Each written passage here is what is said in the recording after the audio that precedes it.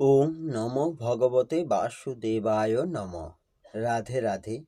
গীতার মূল্যায়নের আজকের ভিডিও, মুক্ত মানুষের কর্ম কেমন হয়। শ্রীমদ্ ভগবদ গীতার ৪র্থ অধ্যায়ে ২৩ নম্বর শ্লোকের ব্যাখ্যা করে বলবো। ২৩ নম্বর শ্লোক সংস্কৃতে বলা হয়েছে, গত সঙ্গস্য মুক্তস্য জ্ঞান বস্তিত চেতস যজ্ঞয়া চরত কর্ম সমগ্রং পবিলীয়তে। এর অনুবাদ হল, যিনি সম্পূর্ণরূপে ফলাসক্তি রহিত, রাগ দেশ হতে মুক্ত, যার বুদ্ধি জ্ঞান স্বরূপের জ্ঞানে অবস্থিত, এরূপ শুধুমাত্র যজ্ঞার্থে কর্মকারী মানুষের সমস্ত কর্ম অর্থাৎ ফলসহ বিলীন হয়ে যায়।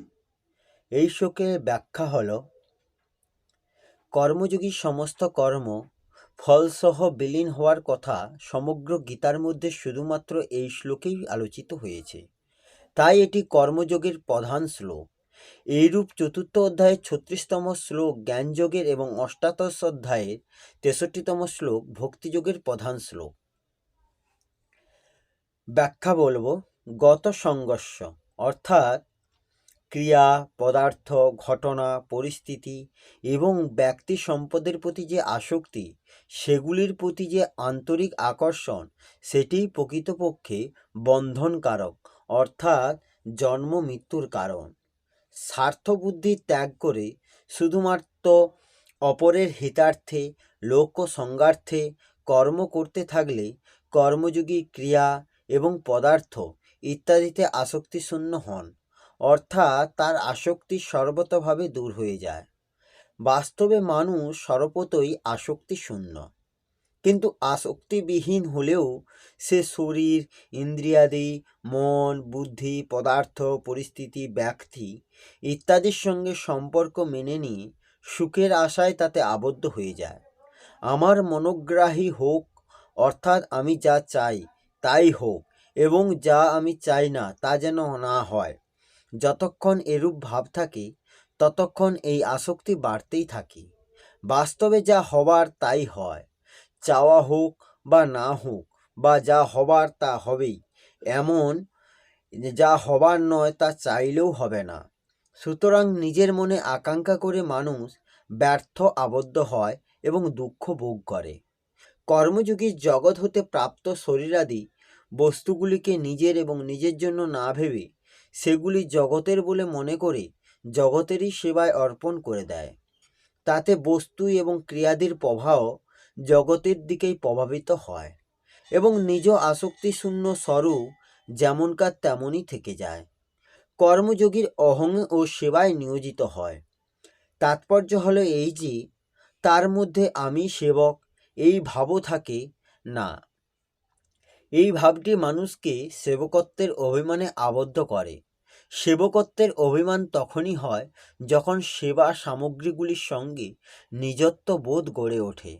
সেবা সামগ্রীগুলি যা ছিল তাকেই দেওয়াতে সেবার অভিমান কিসের? আমি তার কাছ থেকে ঋণমুক্ত হলাম মাত্র, তাই সেবক যেন না থাকে, কেবল সেবাই থাকে, এই ভাব যেন থাকে। সেবার পরিবর্তে অর্থ, মান, মর্যাদা, পদ, অধিকার ইত্যাদি কিছুই নেওয়ার নেই, কারণ এগুলির ওপর আমাদের কোনো অধিকার নেই।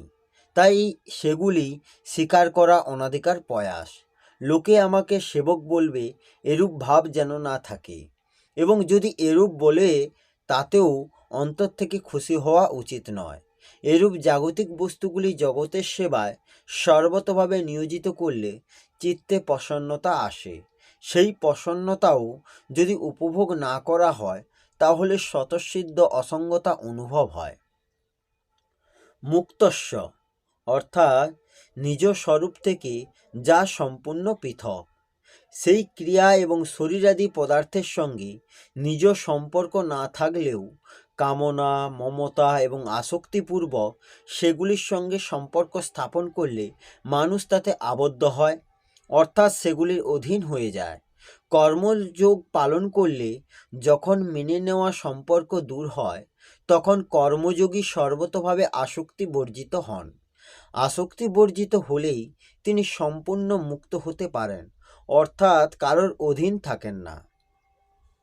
জ্ঞানাবস্থিত চেতস, অর্থাৎ যার বুদ্ধিতে স্বরূপের জ্ঞান সর্বদা জাগরুক থাকে তাকে জ্ঞানাবস্থিত চেতস বলা হয়। স্বরূপের জ্ঞান হলেই তার স্বরূপে স্থিতি হয়ে যায়, যেটি বাস্তবে প্রথম থেকেই আছে। জ্ঞান প্রকৃতপক্ষে জগতেরই হয়, স্বরূপের জ্ঞান হয় না, কারণ স্বরূপ শত জ্ঞান স্বরূপ। ক্রিয়া এবং পদার্থই হচ্ছে জগৎ। ক্রিয়া এবং পদার্থের বিভাগ আলাদা এবং স্বরূপের বিভাগও আলাদা, এবং ক্রিয়া ও পদার্থের স্বরূপের সঙ্গে কোনো মাত্র সম্পর্ক নেই। ক্রিয়া এবং পদার্থ হলো প্রকাশ্য এবং স্বরূপ হলো প্রকাশক। এইভাবে ক্রিয়া ও পদার্থের স্বরূপের সঙ্গে পার্থক্য সম্পর্কে যথাযথ জ্ঞান হলেই ক্রিয়া এবং পদার্থরূপ জগৎ হতে সম্বন্ধ বিচ্ছিন্ন হয়ে স্বতঃসিদ্ধ আসক্তি বর্জিত স্বরূপের স্থিতি অনুভব হয়। যজ্ঞয়া চরত কর্ম সমগ্রং প্রবিলীয়তে, অর্থাৎ কর্মে অকর্ম দেখারই জন্য একটি রূপ। যজ্ঞার্থ কর্ম, অর্থাৎ যজ্ঞের জন্য কর্ম করা। নিঃস্বার্থভাবে কেবলমাত্র অন্যের হিতার্থে কর্ম করাকে যজ্ঞ বলা হয়। যে শুধুমাত্র যজ্ঞের জন্যই সমস্ত কর্ম করে সে কর্মবন্ধন হতে মুক্ত হয়ে যায়, আর যে যজ্ঞার্থে কর্ম করে না অর্থাৎ নিজের জন্য কর্ম করে সে কর্ম দ্বারা আবদ্ধ হয়। প্রকৃতির কার্য হল ক্রিয়া এবং পদার্থ। এই দুটির মধ্যে ক্রিয়ারও আদি অন্ত থাকে এবং পদার্থেরও আদি ও অন্ত থাকে। ক্রিয়া আরম্ভ হওয়ার আগে ছিল না এবং সমাপ্ত হওয়ার পরেও থাকবে না, অতএব মধ্যবর্তী সময়ও নেই, এটি প্রমাণিত হয়। এরূপ পদার্থ উৎপন্ন হওয়ার আগেও ছিল না এবং নষ্ট হবার পরেও থাকবে না, অতএব মধ্যকালেও সেটি নেই, এটিই প্রমাণ হয়। সিদ্ধান্ত হচ্ছে এই যে যে বস্তু আদি ও অন্তকালে থাকে না সেটি মধ্যকালেও থাকে না, কিন্তু চেতন স্বরূপের আদি বা অন্ত হয় না, এটি সর্বদা ক্রিয়াহীনভাবে একই রূপে বিরাজ করে। এই চেতনত্ব ক্রিয়া এবং পদার্থ দুয়েরই প্রকাশক। এই রূপ ক্রিয়া এবং পদার্থের সঙ্গে কোনো রূপ সম্বন্ধ না থাকা সত্ত্বেও যখন সেটি এগুলির সঙ্গে নিজ সম্পর্ক মেনে নেয় তখন সে আবদ্ধ হয়ে যায়। এই বন্ধন থেকে মুক্তি পাওয়ার উপায় হল ফলেচ্ছা ত্যাগ করে শুধুমাত্র অন্যের হিতার্থে কর্ম করা। জগতে নানান প্রকার ক্রিয়া হয়ে চলছে এবং নানান প্রকার পদার্থও বিদ্যমান, কিন্তু মানুষ যে সমস্ত ক্রিয়া এবং পদার্থে আসক্তি, মমতা এবং কামনাপূর্বক নিজ সম্পর্ক মেনে নেয় সেই ক্রিয়া এবং পদার্থের দ্বারাই সে আবদ্ধ হয়। মানুষ যখন কামনা, বাসনা, মমতা ত্যাগ করে কেবল অন্যের হিতার্থে সব কর্ম করে এবং প্রাপ্ত বস্তুগুলি অন্যের বলে মনে করে তাদের সেবায় নিয়োগ করে, তখন কর্মযোগীর সমস্ত কর্ম বিলীন হয়ে যায়, অর্থাৎ তার কর্মের সঙ্গে নিজ শত অনাসক্তি অনুভূত হয়। রাধে রাধে। এই হল শ্রীমদ্ ভগবদ্গীতার 4th অধ্যায়ে 23 নম্বর শ্লোকের অনুবাদ সহ ব্যাখ্যা। আসবো পরের ভিডিওতে। রাধে রাধে। জয় শ্রীকৃষ্ণ, জয় গীতা।